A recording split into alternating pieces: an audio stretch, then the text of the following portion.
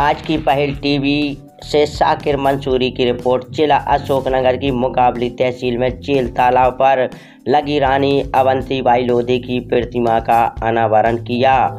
मुकाबली के कृषि उपज मंडी केंद्रीय मंत्री प्रहलाद पटेल के नगर आगमन पर राज्य मंत्री बिरचैन सिंह यादव एवं लोधी समाज ने पुष्पमाला पहनाकर स्वागत, नगर आगमन की हार्दिक एवं शुभकामनाएं दी। जगह जगह टेंट लगाकर भारतीय जनता पार्टी एवं लोधी समाज द्वारा केंद्रीय मंत्री एवं राज्य मंत्री का स्वागत किया। इसके बाद अमर शहीद वीरांगना अवंतीबाई लोधी की प्रतिमा, जिसकी लागत 23,85,000 रुपये का लोकार्पण किया गया।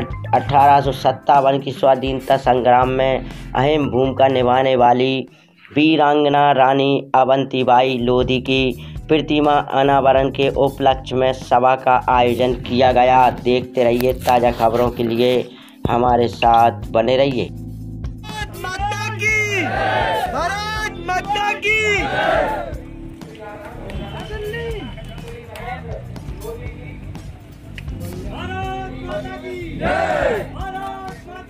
जय।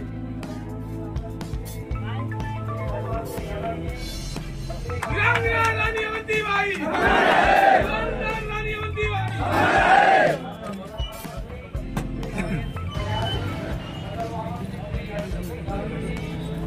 तो से अपने कार्य से राष्ट्र को एक प्रेरणा दी और पूरा हिंदुस्तान, पूरा भारतवर्ष और पूरा समाज उनसे प्रेरणा पाता है।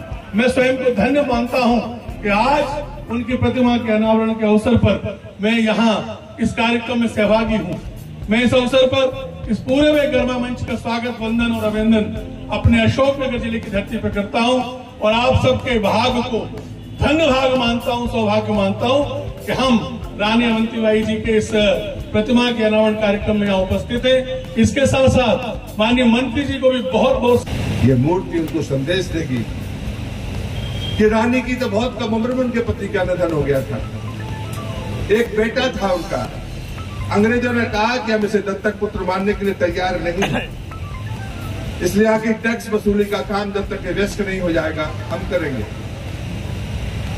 लेकिन उसी समय उसमें अकाल पड़ा और वहां पर सिर्फ आदिवासी और पिछड़ी जाति के लोग ये अधिकांश रहते थे।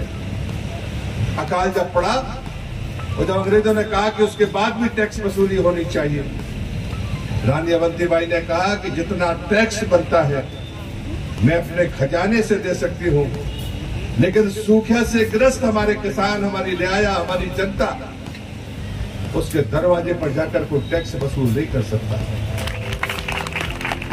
जब इस पर विवाद हुआ तो अंग्रेजों ने कहा कि हमारे महातब कब्जारी जाकर वहां पर टैक्स की वसूली करेंगे। रानी अवंतीबाई ने इनकार कर दिया। ये युद्ध का कारण बना।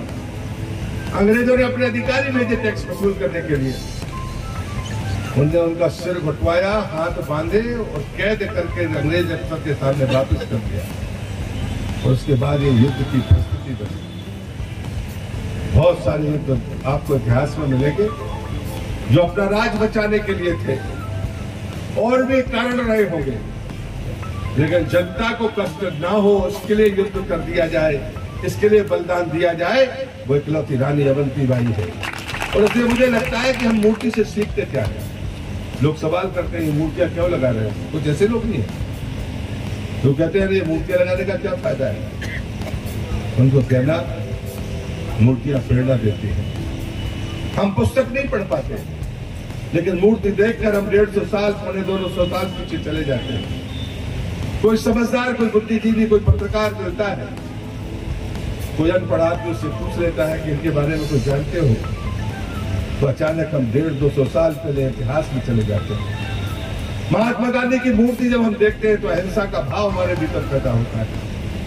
रानी लक्ष्मीबाई का अगर कोई मूर्ति देखेंगे तो शौर्य का भाव पैदा होगा। अगर भगत सिंह की मूर्ति देखेंगे तो बलिदान का भाव पैदा होगा। और विवेकानंद की मूर्ति देखेंगे तो भारतीय संस्कृति को दुनिया में परचम फहराने का मन आपका होगा। वो लोग उनको जवाब देना कि मूर्ति छोटी मोटी चीज नहीं होती है। ये देश मूर्ति में प्राण, पत्थर की मूर्ति में प्राण प्रतिष्ठा करने वाला देश है। और तो मैं उनको कहता हूं, जो पढ़े लिखे लोग जैसे टिप्पणी करते हैं, कुतर्क करते हैं। एक समय एक डॉक्टर फ्रैंक फ्रेडरिक्स आए थे, सही नाम बोल रहा हूं, डॉक्टर थे वो। जब उनको पता चला कि हिंदुस्तान ऐसा देश है जो वहां मूर्ति की पूजा होती है, तो वो विदेश से यहाँ पर आए। ये सत्य घटना है, कोई हो तो उसको जाकर देखना सोशल मीडिया और सोशल साइट पर। और वो आए यहाँ पर, वो 30 साल बिताए उन्होंने। ये गजब का देश है कि पत्थरों की मूर्तियों की पूजा करता है ये देश। वो आदिवासियों के बीच में गए। आदिवासी समाज में कुछ ऐसे तबके हैं, ऐसी जातियां हैं, ऐसे वर्ग हैं जो अगर किसी का